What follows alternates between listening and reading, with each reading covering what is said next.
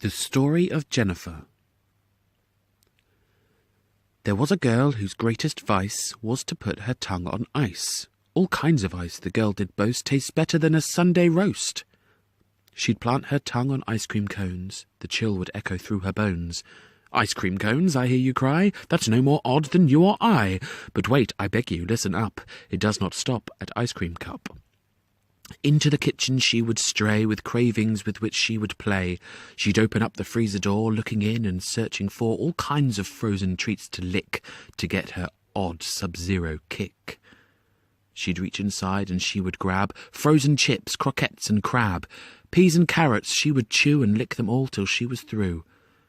Decisions made by Mum and Dad to help the constant crave she had consisted of a ripe supply, enough to make a grown man cry, of ice cubes for their daughter's tongue, and into her mouth they were flung. Did ice cubes help her craving? No. She'd salivate at thought of snow. Behind her parents' back she'd lick all kinds of nasty things, like sick, all frozen on the bus-stop floor, left by the drunks the night before. She'd place her tongue on lamplight posts, the place that she enjoyed the most. The icicles found in the drain added to her parents' pain. In colder months she'd snap them off and suck on them and chew and scoff. Her parents knew she needed rinsing, and though she needed some convincing, in the coldest months of winter Yule they shipped her off to boarding school. Whilst at school she learnt the art of baking bread and apple tart. She learnt the facts of yesteryear. She started to enjoy it here. Her favourite class, as you will see, was called paleontology. In this class she grew to love the dinosaurs that flew above and the ones that walked on land. She thought the whole idea was grand.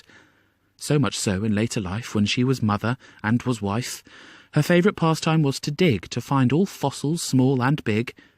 Her search took her to the North Pole, where she began an epic hole to find some trace of old remains, exploring what the ice retains. She dug and there found in the pit, she couldn't help but stare at it, a woolly mammoth laying there with frost all matted in its hair.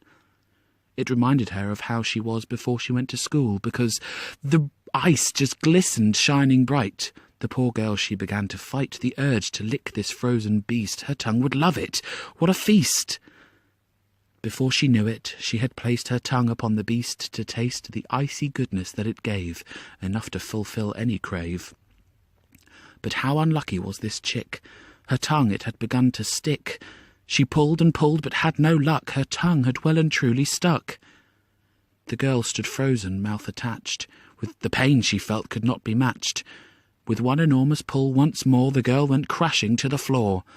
She sat there feeling slightly peeved, but happy with what she'd achieved, until she noticed over there her tongue still stuck to Mammoth's hair. There was not much the docs could do. The girl was tongueless through and through, and so she had to live her life as a mother and a wife, paying her tongueless, tuneless cost, all because she licked the frost.